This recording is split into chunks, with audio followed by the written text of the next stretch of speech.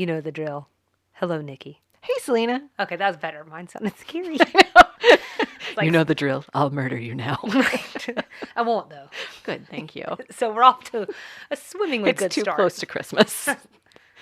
After Christmas, maybe? Sure. That's usually when I'm like, whatever. So, first of all, I don't think that people understand, like, what it looks like when we're trying to get ourselves psyched up before we switch these mics on. And I just want to say for the record that we need some good up-to-bat music. Oh, that's a good thought. Yeah. Yeah, so for anyone who sends us texts about the show, and you know who you are, what's some good up-to-bat music? We'll hear from you in March. It'll be wonderful.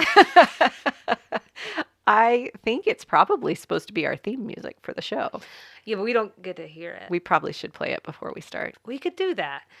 Set the scene. Yeah. Or maybe like some Karate Kid. Like, you're the best. You're the best. Ba-da-da-da-da-da-da-da. I can't promise I won't start air punching and I think punching myself. I think that's the point. Oh, right. That's what gets the energy Pounding up my and chest. out. Yeah. Okay. Okay. All right. So something. Next time. Mm-hmm. Next time when I look at you and I go, oh, were we supposed to do something? Weren't we supposed to have up to bat music? Yeah. Yeah.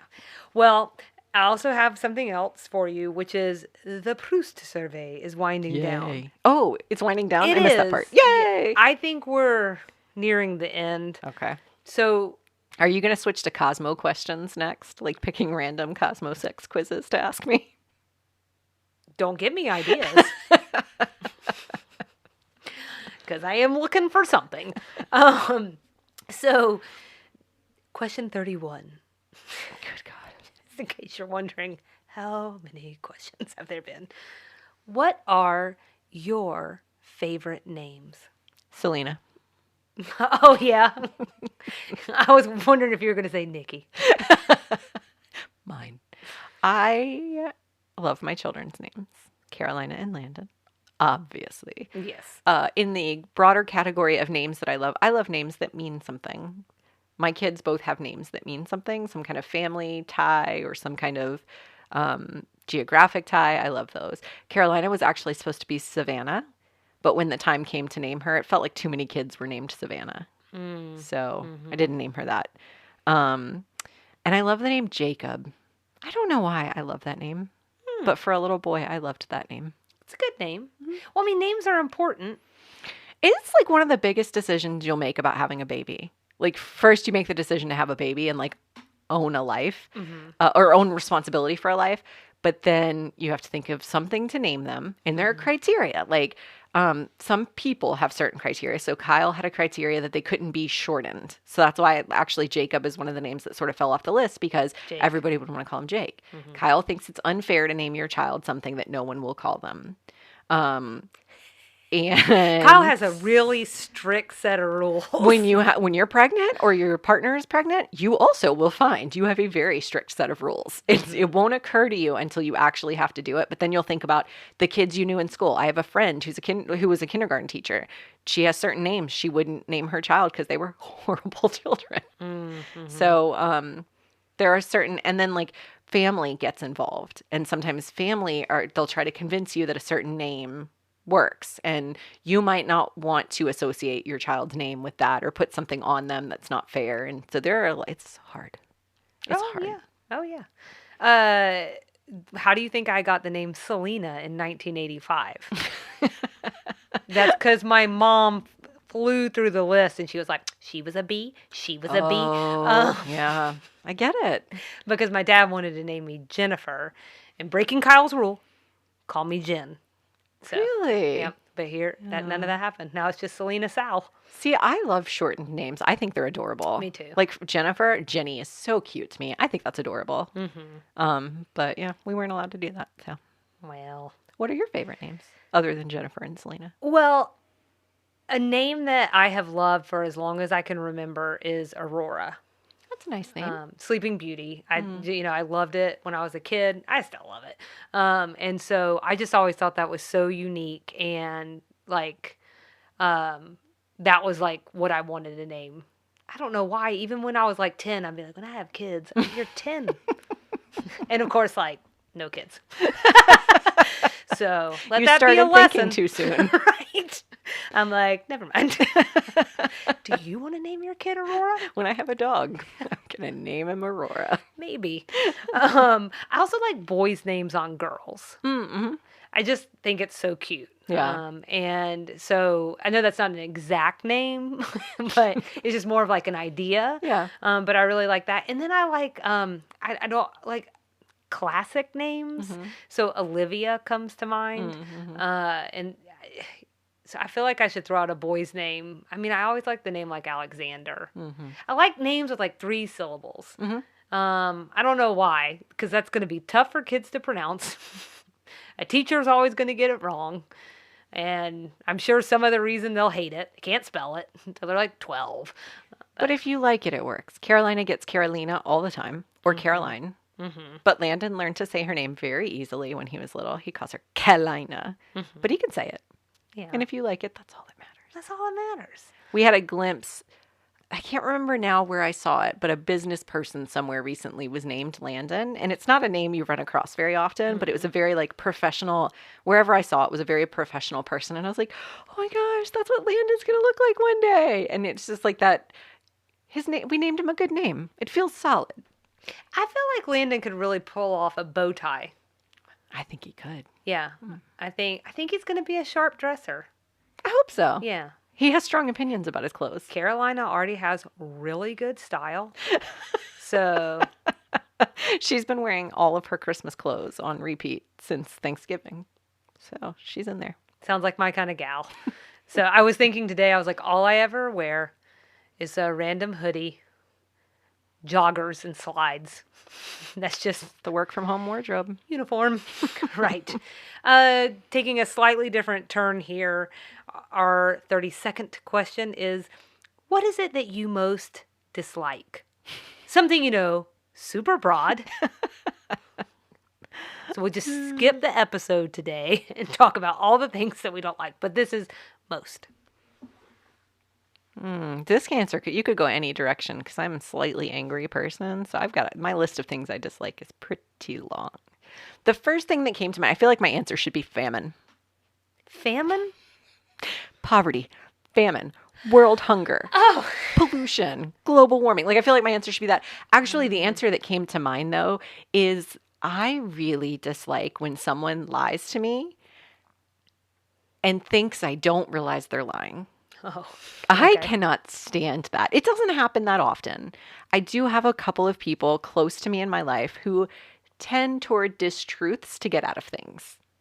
So like I want to ask so many probing questions, but I won't. Thank you. Uh-huh. I'm trying to speak in generalities, but to tell an untruth just to get out of something simple and straightforward, it just annoys me. It's just condescending. It's just offensive that you think I can't see through that. And it just annoys me. Just tell me it's either none of my business or tell me exactly how you're feeling because I'll respect it. What if the question was, tell me the person's name that last pissed you off? That'd be fun. It's going to be part of my new quiz. I don't like that game. That's dangerous. What is your bank routing number? That's it.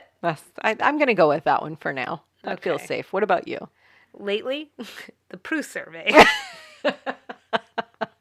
I was listening back to another episode. I know you and I both will listen back when it hits like Apple or whatever, or to make sure that nothing got lost in translation. And we were both in these early episodes. We love the Proust survey, and now I'm like, get out of here. Some of the questions, I think my issue is some of the questions feel like shades of one another. Yes. Yeah. Yes. And it's so broad that I could see like at a dinner party, if you've had a glass of wine or two and you're all exactly, and you're all sort of sitting around and you have nowhere to be and you could just throw out different answers. But this feels so much more formal on mic that I feel like I want to make sure I have the right answers. So I don't end up, I'm going to keep calling it my Taylor Swift debacle, where the one person in the world I want to meet is Taylor Swift. And I'm just like, there's so many other people I'd want to meet, but I commit myself to an answer. We can give you a redo if you want it. This is our podcast. When that one airs, it's going to be like, and what do you think? I think I should meet Bill Clinton. I don't know. I don't even have a good answer now. It's out. Oh, perfect. I listened back to all of them. I think the other thing that's actually more telling is how hard you've been on yourself about that. So I think that's the introspection. There maybe, you go. Is I am having to face a lot of things about myself as well. I don't like facing things about myself. There's just so much to do in the day. Like laundry, dishes, work, podcasting, face yourself. Ugh. It's just a bridge too far. My real answer is very similar to your point about so many of these being very similar to one another. I feel like I've gone down this road before, but like being rude, I think is the thing I dislike the most. And not confusing that with being nice. Like there's just nothing wrong with like holding open the door for someone. Or if someone holds open the door for you, at least like acknowledge it. Right. I don't need like a thank you card. I'll take one. Yeah. I don't need one, but just kind of these like little things. Yeah. Because it's those little things that can really make or break a day. And because you don't know what someone's been through. Yeah. And people not following the golden rule, I think it's really easy for people to forget that. Unless they're like a glutton for punishment and they just enjoy when people are mean to them. So they're mean to other people. That's true. Those people probably exist, right? Yeah. Maybe? Yeah. Sadists. Said again, me giving Masochists? people, there you Masochists. go, masochists. Yeah. Me giving people the benefit of the doubt. You're just bringing it back to 50 I Shades think of Grey. 95% of people in the world just like to be in pain. So that's why they're so rude. And speaking of pain, was it good? Speaking of pain, we're talking about Clayton. Kind of. Okay. Well done, Salina. I'm learning. So this week's episode is called Oh Brother. Hulu says, the Sugarbaker sisters disagree on how to treat their stepbrother who is arriving after being released from a mental hospital. IMDb says, Julia and Suzanne's half-brother, Clayton, who has suffered from alcoholism and mental illness in the past, comes to town. So this is perfect. He's a brother, he's a stepbrother, he's a half-brother. He's all the brothers. Oh, yeah. I feel like you have something to say about these descriptions, Salina. No, I just really like that. Well, I had two thoughts. One is that sometimes I'm just copying and pasting these descriptions, but I don't really read them very closely, so I didn't even notice that. But I really liked the way that you enunciated stepbrother and half-brother because it helped call it to my attention. That's about what it takes. Like I need the emphasis, and that helped. I'm glad I could give that to you. I think the worst part is, I think the IMDb ones actually a lot of times will come from users, and then IMDb kind of like picks up on the best one. Oh. Hulu, someone probably gets paid for that, or they're an intern, but probably paid. Probably. So they got it wrong. That's the attention to detail that we're all looking for. That doesn't bother me at all. Her eyes twitching. What thing do you most dislike, Salina? Hulu episode description? Not if they want us to be an ambassador. Sure. I do have it. So this one aired on January 18th, 1988. We moved into the next year last time, didn't we? That's true, but we were too tired to realize it. So. I should have said something. Milestone. Yeah. Apply this to our last episode. So this one was written by LBT and directed by David Trainer. Let's jump into it. Yeah. General reactions, stray observations. What you got? Well, so all of my general reactions are about Clayton. Okay. So he's played by real life Southern humorist Louis Grizzard. He sounds like a good old boy, but he looks like kind of an intellectual. It confuses me. Oh, that did not occur to me. Like, I didn't expect for a guy who looked like that to be telling Bubba Dwayne jokes. That is fascinating because I absolutely did. He looks like he could be my uncle. Like, he looks like someone that I would see at a family reunion. Oh. And sorry, they're all people that would tell Bubba and Dwayne jokes. Not all of them, but some of them are people who would tell Bubba and Dwayne jokes. For the record, I enjoyed the Bubba and Dwayne jokes. Sure, but right. Yeah, I don't know why, and I think it's because I don't know. Something about the dress was different than what I would have been expecting. Probably. I can get you a Darn pair that look like that. glasses. They're trying to bring them back. No. That like square 80s, like not square. Square's not even the right word. It's like square at the top and then like oval at the bottom. It's got a little bit of everything. Trying to bring those back. Samola of glasses. Sure. Business up top, party down bottom. Okay. Business up top, Bubba Dwayne jokes on bottom. Do you want to keep talking about Clayton then? I do. I want to ask you a question real quick. How did you feel about this concept of introducing a random half brother in the second season who we've never heard anything about? Does that bother you? So it's interesting because that connects to one of my general observations. Okay. Which is that this episode was clearly for fans of Grizzard. That's my takeaway. Okay. So we'll get more into this. I'm going to do a Salina sidebar. Okay. So we can talk a little bit about Lewis. Okay. But Julia mentions him having a breakdown in Chicago, which is likely a hat tip to the very unhappy 3 years he spent there as a sports writer. Lewis Grizzard. Oh, okay. Being a UGA alum. Excuse me, I said Bubba and Dwayne, but it's actually Bubba and Earl. I appreciate that I continued to repeat it back to you and didn't notice that at all. You know. Doing the best we can. Yeah. But I think these two characters regularly appeared in his stories. And then his routine at the end had jokes he used frequently over the course of his career, especially like the Southern language nuance, the difference between naked and naked. And then he says this line that's, life is like a dog sled team. If you ain't the lead dog, the scenery never changes. And so to me, and they even show them like shaking hands and stuff at the end with everybody coming up in the crowd. I think those were genuine fans. So to me, this was almost like fan fiction or something. Oh, okay. So that's how it struck me. How did it strike you? I hate when we introduce family members that we've never talked about. Like, I can understand introducing, like in Killing All the Right People, which incidentally is the episode that went live this week, I think. They introduce this young man who is supposedly a friend of the firm of Sugarbakers, but we've never met him and they've never talked about him. I'm okay with that because there's a billion people in their professional sphere and their like social sphere that we would never meet, and you have to introduce new characters. I'm cool with that. This is a character who is their half brother. He's someone that they talk a lot about at the end of the episode, them growing up together and their lives together. And there's a lot of backstory there that feels like in that episode with Perky, like we would have gotten a nod to this brother. So it comes across to me, rewatching something in this sort of bingey format comes across to me as like super ingenuine and like a massive plot hole.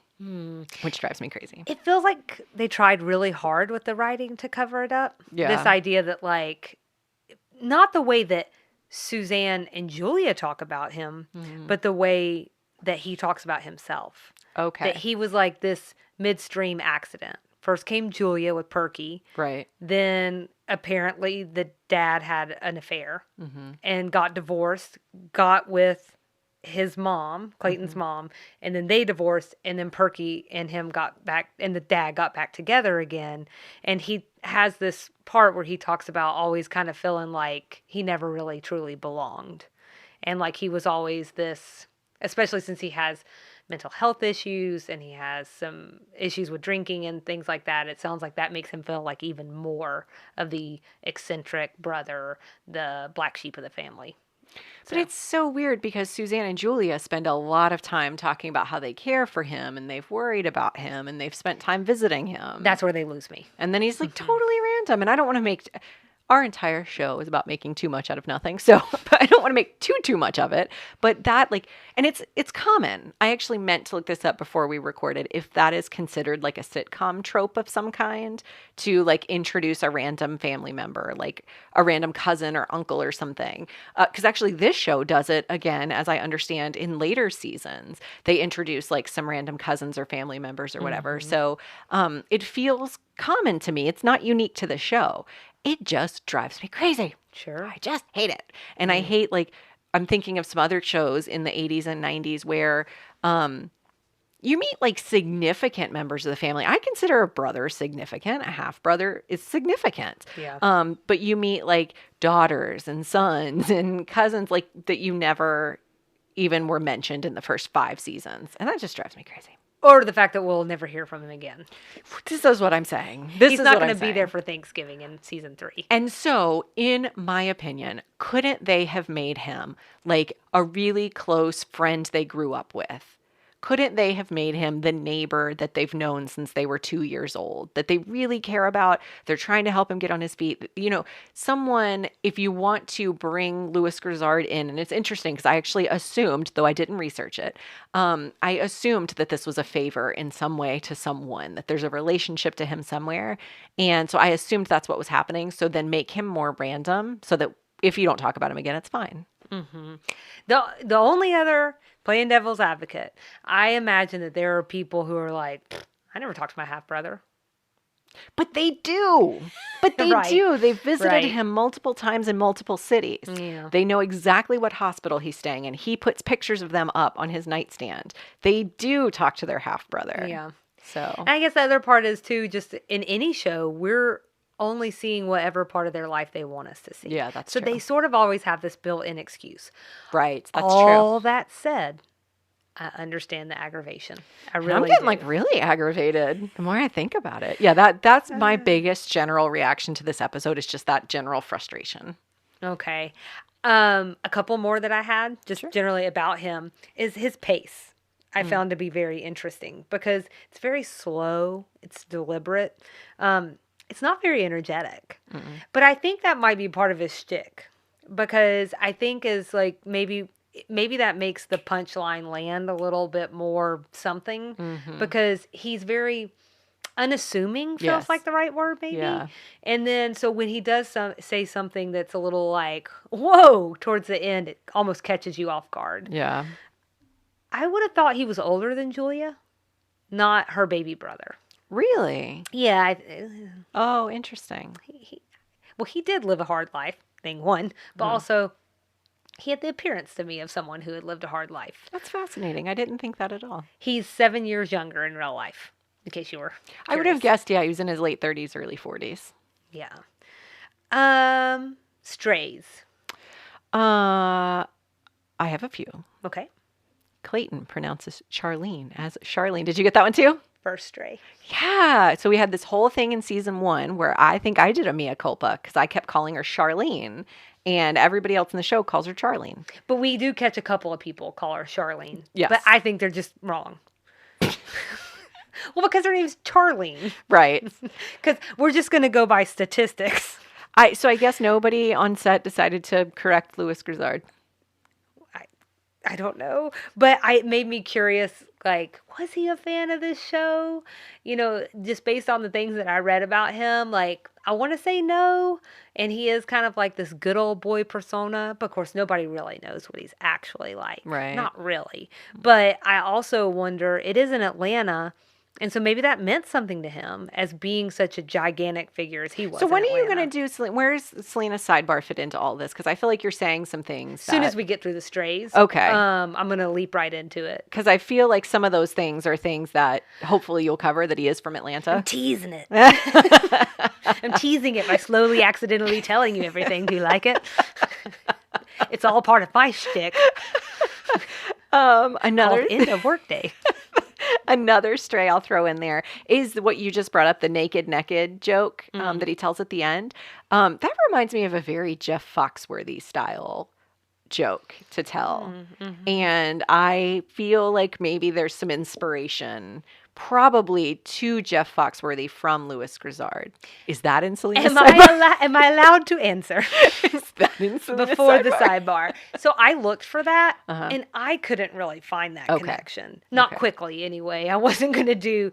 I was too interested in old Lewis to get that far in that. Okay. But I did think that, like, maybe he was an inspiration for Foxworthy, but I just couldn't find, like, this definite thing where, like, Jeff Foxworthy comes out and says, you know, if it wasn't for Louis Grizzard, Right. then I do think his is more...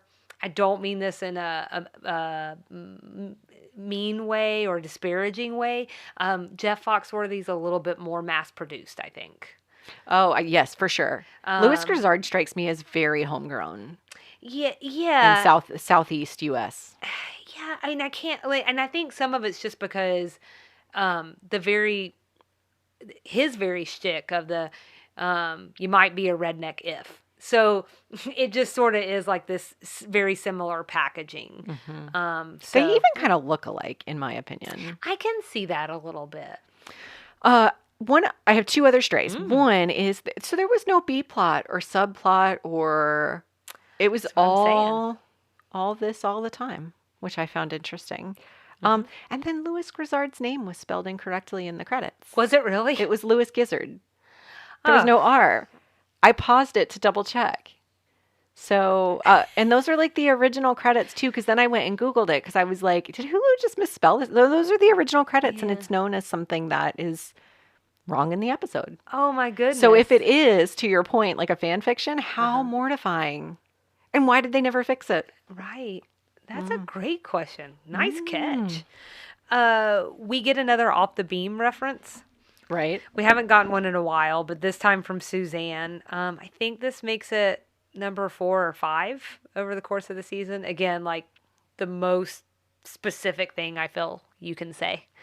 I've just never heard that No. until this season. No. We didn't even hear it last season, did we? This is all new this season. It's the off the beam Strange. season, I think. I would agree with that. Cocktail shrimp in a vending machine. Was that a thing in the 80s? It's a thing I put in my what I liked list.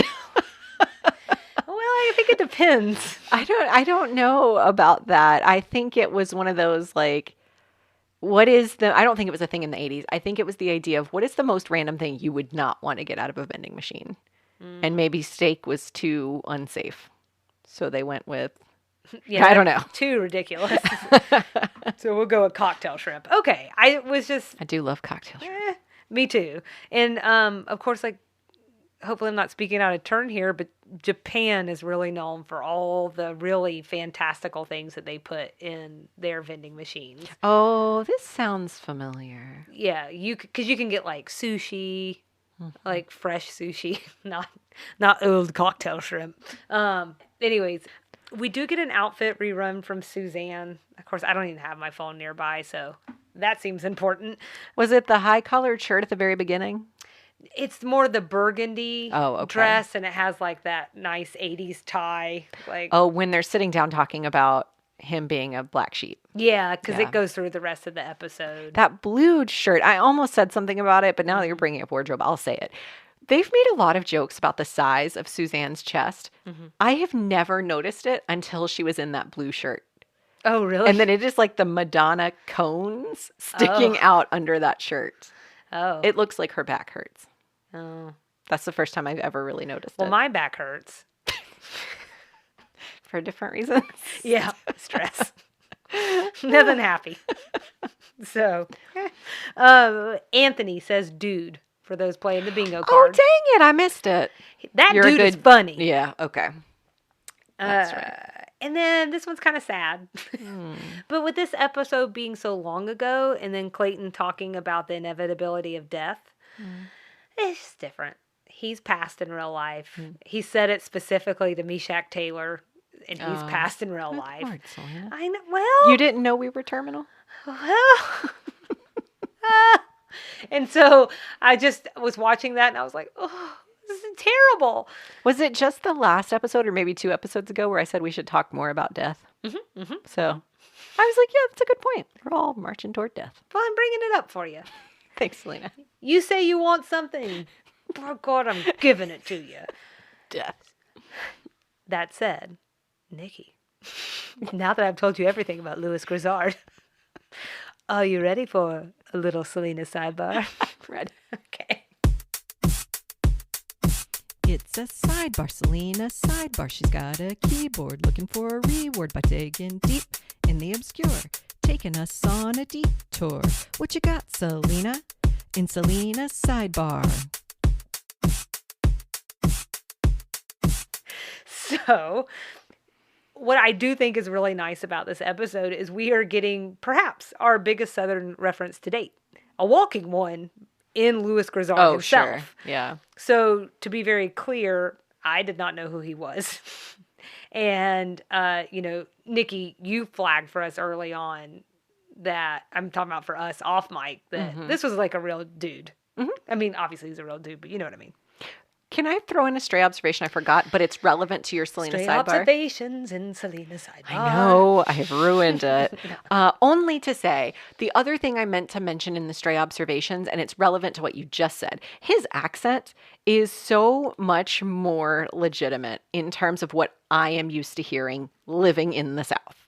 And so when you say he's like a walking embodiment of the South, that is something that struck me in the episode. And actually, I think it's what keyed me into the fact that we should know this person. Well, are certain nuances between different Southern accents, right? Sure. Even within Georgia, there's probably like a million. But he grew up in rural Georgia, but he spent a lot of time in Atlanta. And so by and large, the Southern accents that you are around are either around Atlanta or in South Carolina. And so I feel like it probably does feel more common to your ear. So whereas the rest of our cast, while they're playing people in Atlanta, 3 out of the 4 of them are from the South. And I'm talking about just the ladies. I don't actually remember off the top of my head where Meshack Taylor's from. But they're all Southern, but they're not from Georgia. Right. So a Tennessee accent's going to be quite different than a Georgia accent. So there definitely is a familiarity to it. He actually sounds a lot like my stepdad, I think, which I feel like my stepdad would find to be a compliment based on a recent conversation that I had with my mother. Oh, interesting. She randomly mentioned him to me. Louis Grizzard. And I was like, that name sounds familiar. And it's because of this episode. But I only know him as Louis Gizzard. That's right. By his true name. So we meet him as Clayton Sugarbaker, and he one thing we haven't really talked much about is he pined to be a comedian.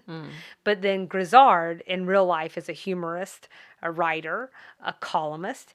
He was mostly famous in the South, and at the time he was really like a living legend in Atlanta. Frankly, I'm a little embarrassed that I didn't know who he was. I should be. I just can't even look at myself in the mirror right now, mainly because it's blocked. What a sight. But so he was born in Fort Benning, Georgia in 1946, and he would have actually turned 75 this year. Oh, wow. But he died at age 47 in Atlanta back in 1994 after suffering extensive brain damage from his 4th heart surgery. Good Lord. In 12 years. Wow. That's a lot. Yeah. He was born with a congenital heart defect. So, and I think he was a smoker and a drinker and all the things that probably compound all of those issues. That's not blame. I'm just saying I don't think that helped. Let's talk about his accomplishments. I wanted to talk about the fact that he had already passed way early on because I hate to end a segment like that. And he's dead. Fast forward to today, he's no longer here. Right, which I feel like is like how all my segments end. Like we talked about Christmas, I'm like, and Jesus is dead. So, accomplishments. He wrote a column for the then Atlanta Journal and Constitution that was syndicated to about 435 newspapers across the country. Oh, that's a lot. Yeah, so it's not that people around the country didn't know him. It's just that I think most of those syndications were probably a tight Southern network. He published 25 books. 25 books? And he died at 47. That's amazing. 18 were bestsellers. So a lot, not to poo-poo on what he did, but in my reading, a lot of those books were like taking his columns, very much so like Candace Bushnell did for Sex and the City, and making them into a book. But we should be making a book out of our show. Whenever you're ready. Hey, you got time, right? That won't set your world on fire, huh? I'm fine. He had 10 comedy albums. 2 were released after his death, but that's 8 before. His early years are also really impressive. I'm always really impressed by people who do things when they're like 12. Oh, right. Because again, I'm 36 and I'm like, how do I tie my shoes again? Right. And so he's 19, attending the University of Georgia. Go Dogs. Whoop, whoop. I mean, sicker. Yeah, that's it. Something. You had it. You were right. It's hard. It's difficult. My instrument wasn't ready. Anyways, so he became the sports editor for the Athens Daily News, and at only 19. That's pretty impressive. That's fine. I don't know what the Athens Daily News is, but I assume it's very important, and you can tell us about it. It's a newspaper for and by 19-year-olds. It's not that impressive. I'm just kidding. That's the Red and Black. I've never heard of it, actually. Okay. Maybe it's not around anymore. Let's stop disparaging Athens Daily News. Okay. To tee you up for your extra sugar, though, he was a lifelong Georgia Bulldog fan before he ever attended, and some of his ashes were even scattered at the 50-yard line of Sedford Stadium. That's fun. I mean, as fun as scattering ashes can be. It's nice. It's a nice thought. He became sports editor of the Atlanta Journal at age 23, and I believe he was at the time the youngest sports writer in the paper's history. So, also, again, really accomplishing some things early on. That's amazing. I don't know when he starts doing appearances. That wasn't clear to me, but I did read that he was making about $20,000 per speaking engagement. So, and this is in the 80s and 70s, so that's pretty good. Or at least in the 80s. When I say he is a legend in Atlanta, I mean it. In 1983, the state Senate declared a Louis Grizzard Day. That's crazy. Kyle knew who he was when I brought really? it up. Mm-hmm. We're just bad Southerners. Not me. I'm not from here. Thank goodness we have From Atlanta. Whatever. He's like from Atlanta, basically. Go somewhere else. I lived in Pennsylvania for 6 months. That's me doing an impression of Nikki's voice. It's really bad. Work on that. I know. I don't know how. I did recognize his name, and I assumed it was someone we should know. And then when I started putting the pieces together, I knew who he was. But I did not know any of that stuff you just shared. There's more. There's more. What's more than a sidebar? Salina's main bar. Salina's episode. Cinder bar. It's a Lewis's episode. So his marriages are also infamous at the time. In fact, it wasn't unusual to see bumper stickers in Atlanta that read, "Honk if you've been married to Louis Grizzard." What? This is what I'm talking about. Who is making money off of that? Maybe him. He had like some kind of enterprise. So his work focused a lot on his Southern roots and nostalgia for the good old days, but he also talked a lot about his own life, his complicated health issues, and perhaps even more complicated relationships, both with his father and women. Career. Not without controversy. His detractors accused him of racism, sexism, homophobia, and xenophobia. But he was also described by AJC and many others, presumably, as an equal opportunity offender who believed in things like abortion and gun control. And so when he would come out on issues like that, it sounds like he would also tee off conservatives. I'm going to end with a quote from AJC. This is from the editorial board, and they wrote this after his death in 94. To readers across the nation, Louis Grizzard was Atlanta, the Journal, and the South. In the tradition of Southern humorists, he found in the distinctiveness of the South, its people and their ordinary lives and pleasures, the material to entertain a nation. His genuine delight in the humor he found in the passions and rituals of the Southern town, family, food, and football, anchored us all to the memories we cherish in the places we wanted to be, even as he reminded us that the South is changing incomprehensibly fast. His wit offered safe harbor from our fears that the region we love is losing its uniqueness. Dang. Which I feel like probably resonates for a lot of people today. Mm-hmm. As we become a place where more and more people are moving in who are not from the South, like people where we work are beyond fascinated when they find out that I have lived here my entire life. Yeah. There aren't a lot of natives anymore. And so I think this is something that people who are, not me, I don't care. I mean, I care, but it doesn't bother me. I feel like I can hang on to my uniqueness. Right. And also be surrounded by people from up north and be just fine. But I think that is a true concern for people to this day. So, and that is Salina's longest sidebar. It's not my fault he's so interesting. That was a lot. I didn't think that was particularly long. It only counts as long because you were dribbing and drabbing the information since we started the episodes. As I'm all embarrassed and I can feel my cheeks. Oh, blushing. don't be embarrassed. It was lovely. That was some great information. Now I'm a Louis Grizzard fan, and I'm gonna have to find me a bumper sticker that says "Were you honk if you were born? If you were born, Honk if you were born. honk if you were married to Louis Grizzard." Well, I would like the one that says honk if you were born. Actually, I told Casey what I want is be kind, student driver. That way people just stay away. I can't believe I've never thought to get you one of those. There's still time. So, I mean, obviously this was a big thing that I liked in the episode, just him. Yeah. Just because I like digging into who he was in real life. But what did you like, Nikki? I liked the one-liners and the gags in this Okay. episode. So at the very beginning, Julia says to Suzanne, "Sometimes even your face comes on too strong." I thought that was hilarious. That just sounds like something I would say. Like, it's your face. There's like a lot happening right there. And to me. And then it's to you. There's just like a lot right here. Specifically, I can what's see it right now. And then there's like an exchange in the very beginning between Suzanne and Mary Jo, where Suzanne's like, "Suzanne, are you okay? Yeah, why?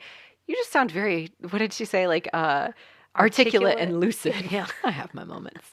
I thought that was funny. And then I had listed the whole shrimp cocktail at the bus station thing. I really appreciate, and how it just sort of permeated the whole episode. I did not mean to take that from you, by the That way. was fine. It's fine. We covered it. That's all that matters. All that matters is that we have shrimp cocktail in the vending machine. You know what I'm saying? I also really liked, as much as I didn't like the introduction of the random half brother, I loved that they kind of dragged mental illness and what sounds like an addiction out into the open and said, like, let's put this out on display and talk about it. They showed the conflicting viewpoints on how families can approach mental illness and things like alcoholism. And they showed it in a way that was true to the characters. So Suzanne wants to just like paint over it and he's just an interesting kind of guy. He's just real different.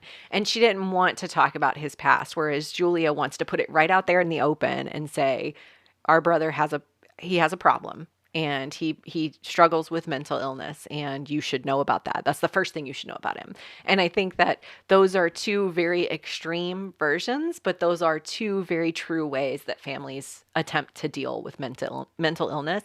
And I appreciated that they picked the one that was respective to the respective character. Okay. That was deep. I'm like, I liked the jokes at the end. Well, I started with, I liked the jokes. Well, pairing back to what you said, so you like some of the jokes between our normal cast members Right. as well. So what I really liked was his stand-up at the end. Which is funny because I felt like they were all jokes I'd heard before. From Like, him? the view never changes. I've heard that iterations of that joke forever. But it's probably his. Is you it think? his? I don't know. I don't know. No matter what, I know I don't want to look at a dog's butt. I thought they were funny and they were jokes I would laugh at. That one didn't really get me so much. Yeah. Although that to me almost felt like a sign off. I did think it was very Southern to be like, now you listen to old Clayton now. Yeah, Now that just sounds like something I would hear from my family. for sure. It was actually his junior league joke that I thought was so great. Yeah, that one was funny. He said, you know why junior leaguers don't like group sex? All the those thank thank you notes. That's right. That's right. Really got me. And then, of course, I really enjoyed the naked versus naked. I appreciated that on your behalf. In case you didn't listen to the episode, nope, watch it. I mean, you could have listened to it, I guess. I often listen to it while cleaning my house. So one means you ain't got no clothes on. That's naked. And the other one means you ain't got no clothes on and you're up to something. That's naked. So apparently I always think you're up to something. Because it's always naked in my world. I liked how he teed it up that sometimes naked just doesn't tell the whole story, and how there are Southern words like that that are adopted for that reason. Because Southerners love to tell a tall tale. They love to exaggerate. They love to tell a really good story. And so sometimes that means altering words a little bit. And I am a massive, to go back to something I said earlier with that particular joke, I love Jeff Foxworthy. I love that whole like blue collar comedy tour group. I'm a big fan of like clean humor, and Jeff Foxworthy tends to be that way. Some of the others on the blue collar comedy tour aren't, but I appreciate that. And so I felt like I'd heard some of those jokes because I've heard Jeff Foxworthy, and those feel like his jokes. But to your point, maybe they're coming from Louis Grizzard. It could be. I don't know. I'm almost interested to go look at more of his stuff.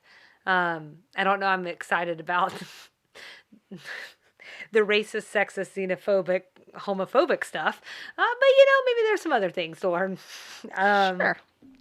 I really tried to put myself, in terms of likes, in the shoes of someone who was a fan of Grizzard in '88. And I actually think of my mom, because to me it's almost hard to think that you would be a fan of both of those, because designing women feels very feminine, and Grizzard, what I did read about him, does feel more masculine. And I'm not saying that those two can't cross over, but especially in the 80s, I feel like those lines were very in the sand. I'm thinking back to the episode with Suzanne's ex-husband, who's a writer, Dash Goff, when he describes Southern women. And I'm feeling like there was something in this. So your mom's Southern. And I feel like there was something in there about basically how these two things can exist at the same time. They can be very feminine, and they can also be very like in with the boys club. I'm not wording that exactly the way he would have said it, but the point was that Southern women are like super well-rounded and can do all of those things at one time. Well, then that would be my mother. And so she is definitely a fan of both. And so was. And so just thinking about how nice that would have been in '88 to click on the TV for something that you don't usually get to see people from where you live portrayed on television. What a fun surprise. So you're looking in Atlanta, I mean, sort of. Right. The sound stage, whatever. And then also, like, probably one of the most famous people in Atlanta walks out. Look, there's Louis Gizzard. Yeah. Old Gizzy Giz. We love him. So I was just thinking about what a cool experience that would have been at the time, and putting myself in those shoes was something I enjoyed. Are you ready to move to what you didn't like? You've already heard mine, and I won't belabor the point. The random half-brother introduced halfway through the second season. Drives me crazy.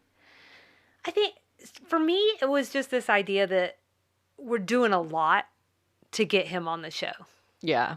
So, and it feels rushed somehow. And to your point, maybe just not as thought out as it could be. Again, as someone who has no right to say these things. Right. I fit. The only reason I keep repeating that, one, is because I want to keep myself in the right frame of mind. But two, for anyone who decides, oh, hey, season 2, episode 15, right, that's where I want to pick up. Right. I want them to know that we are underneath no, like, illusion. Thank you. That we're somehow have the right to say these things. Yeah. But here we are. We're here as fans to examine the show. And along the way, we're going to critique some things that just annoy us. Yeah. We are longtime fans of television. Love I would it. say you're an expert. So. That's nice. But so on the plot, it's like, our brother is back. We must get him a job. He has a job. He's fired. He's dramatically running away to California. No, he'll stay. Oh, he's already in a club. But doing stand-up. Should we give them credit that they didn't also introduce a subplot or a B plot or something going on with one of the other characters? I like that. And I think if they had split the attention that way, I think I would have been just really annoyed. Yeah. So, in that case, it's wonderful. Are we ready to rate the sucker? I am. Okay. I'm going to let you go first. I'm going with moments of forced gaiety. Okay. Something Julia said early in the episode that makes me think, because we're right here at Christmas, makes me think of Christmas. I give it 3.125 out of 5. Okay. I love the preciseness, as you know. So This episode was a little bit of a tough one for me to watch multiple times. I just felt, I think you just said what bothered me so much about it. It felt like so many leaps to get him on the show. It didn't feel like the same show.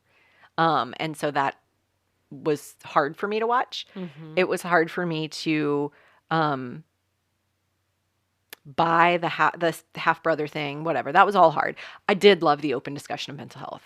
That feels very ahead of its time, offering all of those versions of looking at it, all those ways of looking at it, having the other cast members step in and help Julia and Suzanne see the person behind the illness, which I think they were missing. And they had spent so much time worrying about him that they missed who he actually was. So I really appreciated that. I just really hate that they had to do that through a character that I feel like we should have known and never did. He does feel like a fairly fleshed out character for someone that we just met. And we'll never see again, to your point, which is what I'm guessing. Yeah. I think the main reason I like this one is because of who he was in real life. And just because that was really fascinating to explore. Yeah.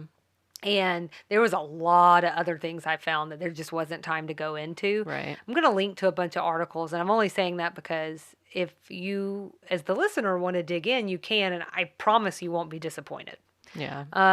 In terms of rating, I really like your rating, actually. So I'm going to go with that. I will change the scale.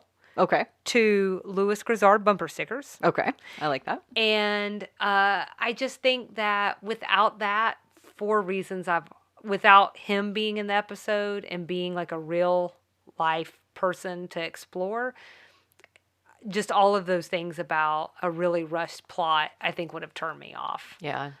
In and of itself. So but I did get to dig into something about 50,000 different ways. And for that, we'll put it in the 3s. Combination of 80s Southern unknown or references we need to talk about. I put Sidney Poitier in here only because I know the name, and I just wanted to look him up real quick. So I'm going to do the really brief version that he is a Bahamian American retired actor, film director, activist, and ambassador. In 1964, he won the Academy Award for Best Actor, becoming the first Black male and Bahamian actor to win the award. And then when Kirk Douglas died in 2020, he became one of the last surviving major stars from the golden age of Hollywood. Yeah, I also looked him up as well. I had him in references, and I had all of those same things. I mean, I just think it's nice to stop and think about kind of those giants. And it's nice that they get shout outs on this show. And the line was actually really funny too, since the guy in the car thought that Anthony was Old City. That was really funny. So what else did you have in that category? I also looked up Nurse Ratched. I know that from the recent show that was done about her, but I can never remember what she's from originally. So she's a fictional character and the main antagonist of One Flew Over the Cuckoo's Nest. She's a cold, heartless tyrant and very scary. Is she? Yeah, that's true. Once you learn her backstory. I don't know. She still is. I got like 4 episodes in and I just couldn't. It looked on intense. Nurse Ratched. Yeah. It looked really intense. It had all the right elements and it was very beautiful. But I don't know. It was like too something. I have to be in a mode for those kind of shows. It makes my stomach hurt. I wasn't ready to like see people like in those situations or being like unfairly treated. And I don't know. I'm sure it was a wonderful show though. I had 2 more I'll mention. Bubba and Earl, which you started talking about at the beginning of the episode. Something about his delivery made me think that was a bit or something. And it sounds, I very cursorily looked into it because I knew you had a Salina sidebar. And it does sound like it was a semi-regular part of his routine in some way. Right. And I think one of the most famous ones actually was about Uga. And I can, even though I don't know, I can hear him saying the joke, like the punchline, which was basically like, that dog will bite you. I mean, and I'm like, why? Because I'm reading it and that is what I hear in my head. And I'm like, how I must have heard like someone in my family say it at some point or You've something. repressed a memory where you're almost bit by a dog. Maybe they were listening to the audio tour or his audio whatever Oh, right. when I was a kid. The last one I'll mention that I looked up was the Piedmont Driving Club. Again, that was something that felt real to me when he said it. And it is a private social club in Atlanta. It was founded in 1887 as the Gentlemen's Driving Club. And that referred to the members driving their horse and carriages onto the club grounds. Driving their horse and carriages on the club grounds. I think I said onto. They just like would ride around on there. That seems weird to me, but anything to get away from the wives, right? This is what I'm saying. I wanted to throw this in here that the club later briefly used the adjacent grounds as a golf course, and then it sold the land in 1904 to create Piedmont Park. I found an article that places membership dues, because this is still very much an active club, at $90,000 a year. There's also quite a bit to be had about debauchery that is alleged to have happened there, and some of the criticisms about racism, homophobia, xenophobia, all of the things they maybe have in common. Wonderful. But not really. Nope. I think I think Louis Grizzard was actually part of that club in real life. There you go. So we could have done an extra. Save that. Okay. Let's come back to that for an extra sugar. Okay. Okay. So my combination lookup was 80s and something I wanted to look up, which was Dr. Ruth. I know who Dr. Ruth is, but I just wanted to give like a 1-sentence summary, and then I was like, we should have done an extra sugar on her. Yeah, I did not. I don't know how I didn't realize that she was a Holocaust survivor. Mm-hmm. But she's like a grandma she reminds you of a grandma who's like also a sex therapist. And she's reminded you of a grandma since like the 90s when she was on Lifetime, which is what I remember her from. Even from before then. Well, sure, yeah. But that's what I remember her from. Right. I had no 80s things this time. I have no more references to look up because Dr. Ruth was one I knew who she was, but like you, I just wanted to look into her. So I put her on my references I had to look up or we need to talk about. Okay. Well, I did have some Southern things. Okay. New Orleans. This is one of the last times they had seen Clayton before now. Suzanne's comments to Julia about her always saying how Southern families are so proud of their eccentrics. They're always bringing them out and putting them on display. Mm-hmm. Alabama. This gets mentioned in reference to a sushi joke made by Clayton. And then other things that we've already talked about. So, I think you got my references that I wanted to look up as well. So we covered those. And cut lines then? There were a couple. There was one kind of substantive one that I will not read word for word, except to say that it goes into more detail about how Suzanne and Julia are differing in his sort of like re-entry into life, and how he's got this job at a record store. Julia thinks it's a great sort of like entry point, very like low stakes. Suzanne thinks it's sort of like a waste of time. She's annoyed that Julia feels the need to put his mental illness on display for everyone. So I think it was just more evidence of their disagreement. I wanted to mess with you and say, I'll read it for you. There was a line in that, though, that made me laugh. Who is going to hire somebody who writes on his job application under mental illness? You bet. You bet. Did you have any other cut lines? Nope. Okay. So that means we have come to an end on episode 15. Next, we have episode 16. It is titled, There's Some Black People Coming to Dinner. We'd love everyone to follow along with us and engage. Instagram and Facebook at Sweet Tea and TV. Email sweetteatvpod@gmail.com, and we'll put all our show notes at sweetteatv.com. And hang tight for extra sugar. This week, we're going to tack on to Salina's Sidebar, as she so graciously introed. We're going to do a deep dive into notable alums of the one and only University of Georgia. Dun, dun, dun, dun, dun, dun, dun. I don't know, but you know what I mean. Glory, glory to Georgia. Oh, right. We're excited. Glory to Georgia State. Oh, sorry. I mean, University of Georgia. All right. We'll see you around the bend. Bye.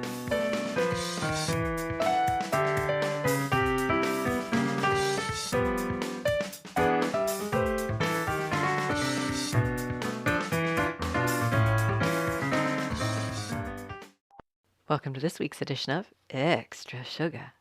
Well, I'm thrilled. Do you know why I'm thrilled, Salina? I know why you're thrilled. Why? You love some UGA. I'm so excited to have an opportunity to talk about it. Not only is it sort of like a tangential, like you had to look into Louis Grizzard to find out he went to UGA. He actually mentioned UGA in the episode. Gave it to you. So it's so like right there, I get to do it. So it got me in the frame thinking about Louis Grizzard, got me in the frame of thinking about notable Georgia alums. I feel like over the years, I continue to have moments where I'm like, they went to Georgia? Like Monica Padman from Armchair Expert. She's the co-host of Armchair Expert. She went to UGA. We would have even been like in the same kind of time area. So I'm always finding out about mostly celebrities who went to UGA. And I'm like, oh, that's cool. So I did a deep dive this week. I pulled a handful, 8 to be exact, of prominent former Bulldogs, not all celebrities. And I wanted to share a little bit of information about them. But I pulled 8. So that's probably too many for us to have time for. We'll see. We'll see how long it takes. So what I wanted to do is share maybe 3 for a handful. But I wanted to add a little element of randomness. So I've written the names on little slips of paper. I have put them into my UGA hat, and I'm going to have you select them for us. It was really important to me. My mind instinctively goes to the celebrities who went to UGA because that's my world. I live in that world. But what I wanted to your world? Yes. Oh, okay. This is where I live. Okay. I know them all. No, it's just my world of interest. But I wanted to push myself to look at other types of notable people because celebrity is not the only way to be notable. There are a lot of other interesting people in the world, a lot of other people who are notable in their own field. So I tried to do something that was representative of various groups of notoriety. Was there anybody you were ashamed of? I think I skipped those. Oh, okay. I only picked the ones I'm proud of. Oh, right. Extra sugar is positive. To be fair, though, no, not really. But maybe they don't make the list because other people are ashamed of them. I don't know. So in my Georgia hat, I have 8 names. I would like you to pick a name. But first, I'm going to share a couple of fast facts. I like to get you excited and then rip it out of your hands. Okay. So a few fast facts about UGA, just for anybody who's not familiar with the university. It was founded in 1785. It is one of the 3 oldest public universities in the United States. UNC at Chapel Hill and the College of William and Mary are the other 2. UGA's website, and I spent my entire college career repeating this, it's the birthplace of higher education in the U.S. I'm not sure how that squares with the fact that there are 2 other universities that are just as old, but it's on UGA's website, so I'm not digging too deep. It is the flagship of the University System of Georgia. It's been classified as a, quote, public Ivy, which is a public institution which offers an academic experience similar to an Ivy League university. In the fall of 2020, enrollment topped nearly 40,000 students. The class of 2024, hold on to your pants, had an average GPA in high school of 4.0 plus. Yeah. When I started, as far as I can tell, the average GPA was 3.64. Oh, I can't believe it was that low. Even then, Thanks, because Salina. it was really hard. It was really hard to get in there when we graduated too. Now I think I it's try to tell impossible. people of that. Yeah. And every Georgian is within 40 miles of a UGA resource. Isn't that crazy? Oh, because of all the satellites. Satellites, they have like agricultural extensions and things like that. Once a year, the University of Georgia puts on public display the only surviving copy of the Constitution of the Confederate States of America. Oh.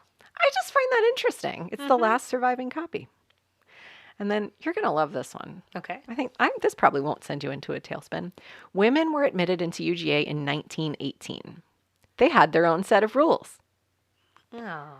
This is on wonderful. UGA's website. And the rules lasted until 1967. They weren't allowed to stay out after 11 p.m. Couldn't visit men's apartments. And they couldn't leave their dorms with curlers in their hair. Well, that's specific. What would they say now? All right, let's get this party started. Okay. Pick a I have name. lots of questions, but I'll hold them all. Pick us a name. Bill Clinton. I hate you. Take it seriously. I don't even know. Eartherin cousin? Yes, Earther and cousin. a lawyer who served as the 12th executive director of the UN's World Food Program from 2012 to 2017. She's also a law dog, or a graduate of the UGA Law School. So I'm going to read this directly from Wikipedia so I get nothing wrong, because I want to give Earthren her Directly from full... Wikipedia. Correct. I want to give her full due. I know someone who works at Wikipedia, and actually it is like a really... It's sharp. It is. Hey, I started there. Cousin served from 2009 to 2012 under President Barack Obama as the United States ambassador to the United Nations Agencies for Food and Agriculture, serving in Rome, Italy, and chief of the United States mission to the UN agencies in Rome. Before that, she worked in a variety of public and private sector positions, first as a Democratic Party official, later specializing in the food industry and related charities from the late 1990s on. In 2014, Cousin was ranked number 45th on the Forbes magazine's list of the world's 100 most powerful women. And she was named to Time magazine's 100 most influential people in the world list. Wow. I'm sorry, go ahead. Well, I was just going to say real quickly, if you had just paused for a second, I was going to tell you all of this. Oh, I'm sorry. I breezed right through. Why don't you just tell us where she's been since 2019? Well, I just call her Earthy for short. We're very close. But no, this is your show, Nikki. You go on. Since 2019, she's been a part of the Center for Strategic and International Studies, called CSIS, their task force on humanitarian access at Georgetown University. CSIS conducts policy studies and strategic analyses of political, economic, and security issues throughout the world, with a special focus on issues concerning international relations, trade, technology, finance, energy, and geostrategy. How cool is that? It's awesome. That's a cool person. Who are you going to pick Definitely is. next? I bet you they went to Auburn. What segment is this again? I hate you so much. Crawford Long. Do you know the name Crawford Long? Yeah. Is this familiar to you? Yeah. What do you know about Crawford Long? Isn't there Crawford Long Hospital or something? You're right. A little Still? place in Atlanta, not anymore. Okay. It's called like Emory University Hospital at Midtown or something now. Okay. But for a very long time, I think it just changed names in like 2009 or 2010. It was named Crawford Long Hospital, and it was named after this guy, who was an American surgeon and pharmacist, best known... This killed me. Best known for for the first use of inhaled sulfuric ether. Oh, to put you out? AKA chloroform. Oh. Mm-hmm. Oh. It was an anesthetic. Yeah, to put you out. Yeah, right. Okay. He pioneered it as anesthesia. He's widely known as the first obstetric anesthetist. Also, I want to help you. a dog. It's anesthetist. You got it. I know that. You got it, girl. Also a dog. He was born in 1815 in Madison County, Georgia. By the age of 14, he had graduated his local school and applied to UGA. While he was there, he roomed with Alexander Stephens, who was the future vice president of the Confederate States of America during the American Civil War. Throughout his professional career, Long was strongly convinced of his calling to serve humanity. He said that his profession was, quote, a ministry from God, and that his highest ambition was to do good and leave the world better by his labors. And put them to sleep. With chloroform. There's a lot more to him. There was a lot of debate about whether he was truly the first person to use this as anesthesia. He used it on his wife when she delivered their babies. They moved to Athens at one point, and he and I think it was his brother or maybe his brother-in-law had a pharmacy on Broad Street in Athens. And he was a very influential obstetric doctor and provider. Incidentally, he was also a cousin of Doc Holliday, a legendary gambler and gunfighter who has roots in Griffin.